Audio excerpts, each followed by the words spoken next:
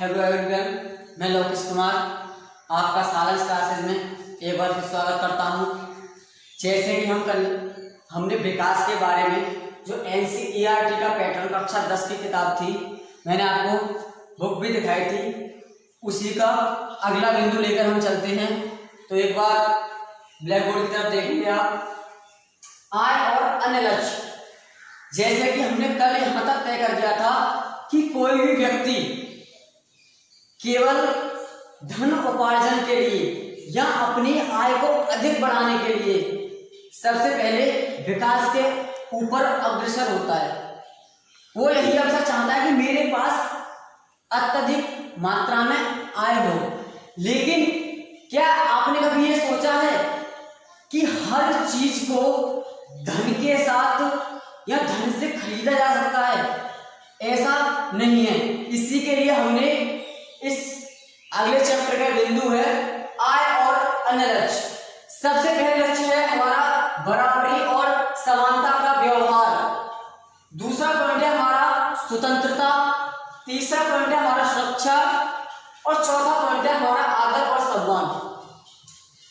जब बात इनकम की ना होकर, आय की ना होकर, बराबरी समानता का व्यवहार होता है। जैसे कि एक मजदूर के लिए 8 घंटे की, जो 8 घंटे मजदूरी करता है, उसकी जो इनकम दी जाती है वो 250 रुपये है। सेम उसी कार्य के लिए दूसरे मजदूर को 350 रुपये दिए जाते हैं, 350 रुपये दिए जाते हैं। तो ये हमारा समानता का व्यवहार नहीं है। दूसरी बात, स्वतंत्रता। सर काम करने गए, हम किसी कंपनी में काम कर रहे हैं और हमारे मन में आज एक उत्सुकता है कि हम आज एक मूवी देखने जाएंगे, फिल्म देखने जाएंगे और हमें 4 घंटे की जगह 8 घंटे की जगह 4 घंटे काम करना है। तो सर इस चीज की स्वतंत्रता हमें बहुत जरूरी है, ये आय से अलग होती है।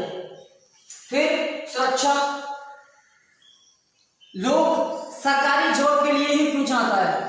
कोई भी व्यक्ति हो वो यही सोचेगा कि मेरी जो सरकारी जॉब है वही लगे। क्यों?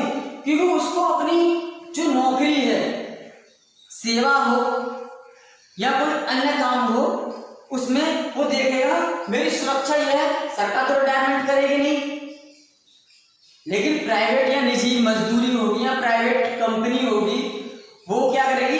1 दिन 2 दिन 3 दिन या उसे हार्ड वर्क दे दिया, या 20 मंजिला इमारत पे कोई बंदा काम कर रहा है, सपोज दैट वेल्डर है, 20 मंजिला इमारत पे काम कर रहा है और उसे हेलमेट नहीं दिया गया या उसका लाइफ इंश्योरेंस प्रीमियम नहीं है।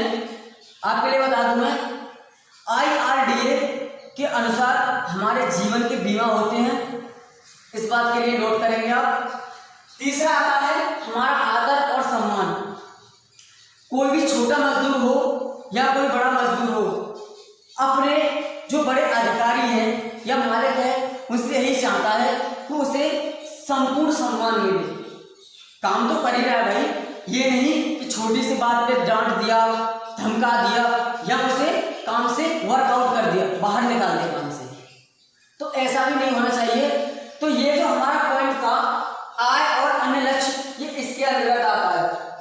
इसी में हमारा था बी पॉइंट डाला है मैंने, राष्ट्रीय विकास, देश विकास। सर हम बात करेंगे राष्ट्रीय विकास और देश विकास की। जैसे हम कल हमने निश्चित ही कर दिया था कि जो मनुष्य हैं, मानव हैं, उनके जो मस्तिष्क में विकास को लेकर अलग अलग भिन्न भिन्न प्रकार की धारणाएं हैं। तो सबसे पहले है, क्या सभी के विचारों के लिए समान महत्व दिया जा सकता है? सपोज दैट मैंने कल लैपटॉप और मोबाइल का एक आपके लिए उदाहरण दिया था, कंप्यूटर और मोबाइल का। उसमें यह था कि कहां से हमारा विकास कहां हुआ, मगर इसी चीज के लिए 2 छात्र हैं और उनके पेरेंट्स हैं और उनके लिए मोबाइल दे दिया जाए तो वो उस चीज के लिए हानिकारक साबित करेंगे, क्योंकि ना तो उनके बच्चे खेल पाएंगे और ना ही दौड़ पाएंगे, जिससे उनकी स्वास्थ्य पर प्रभाव पड़ेगा। तो ये कहीं ना कहीं तक एक चीज हानिकारक है और दूसरे के लिए वही चीज लाभदायक है। कंप्यूटर है, जो काम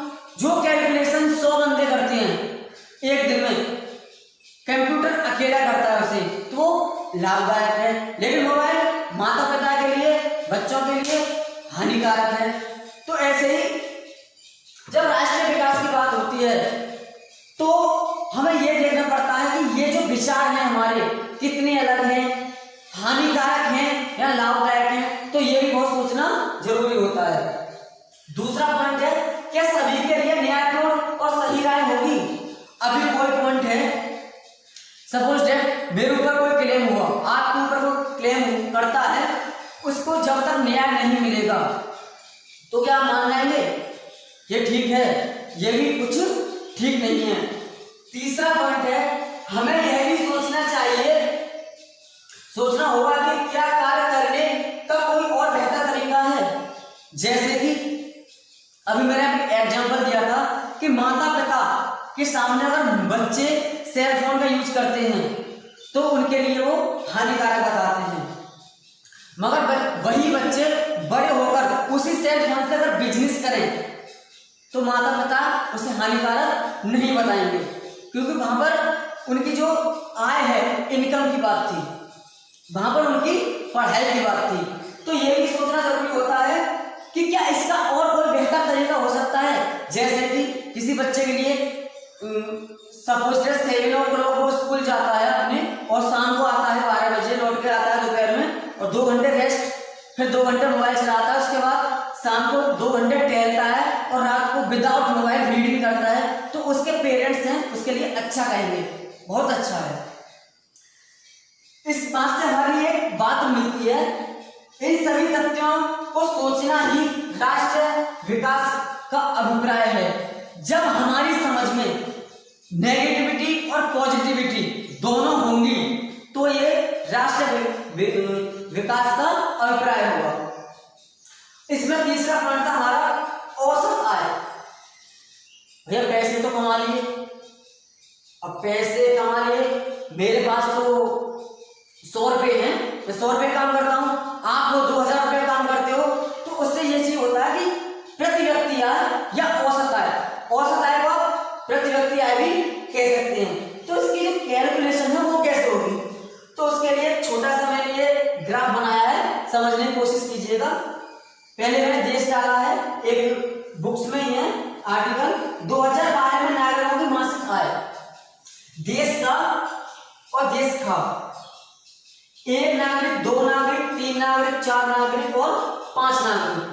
देश का की है, फर्स्ट कॉलम में दिया हुआ 9,500, सेकंड कॉलम में 10,500, 9,800 थर्ड में है आपके, और सॉरी मुझसे मिस्टेक हुआ है, ये 10,000 है, 10,000 चौथे कॉलम में है और 10,205वें कॉलम में है। ये देश का की है। अब वही देश खा के देखते हैं, 500, 500, 500, 500 और 48,000, यानी 5 प्रकार के व्यक्ति हैं दोनों ही देशों में और अलग अलग इनकी इनकम है। तो जब हम किसी देश की प्रति व्यक्ति आय की गणना करते हैं तो उसके लिए ज्ञात करने का यह सूत्र होता है, औसत आय कुल देश की आय बटा कुल देश की जनसंख्या।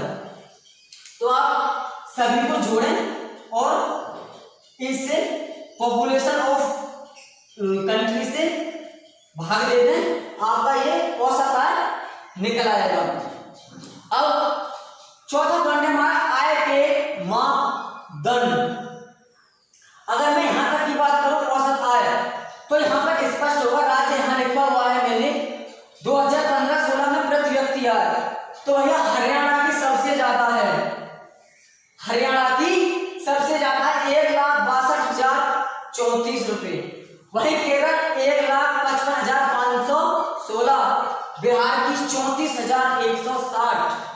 आप कहोगे सर कि औसत आय तो हरियाणा की ही सबसे अच्छी है, मगर तुम्हारा ये आंसर यहां गलत होगा, क्योंकि हम केवल आय को नहीं मापदंड को भी लेकर चलेंगे।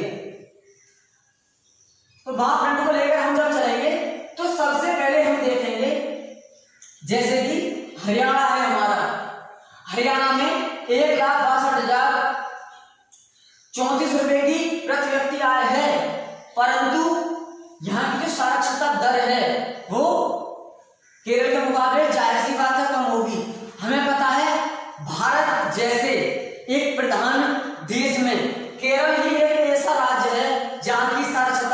सबसे अधिक पाई जाती है।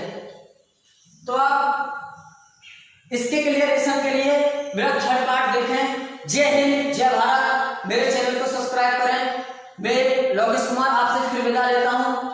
अगले एपिसोड में फिर मुलाकात होगी। जय हिंद, जय भारत।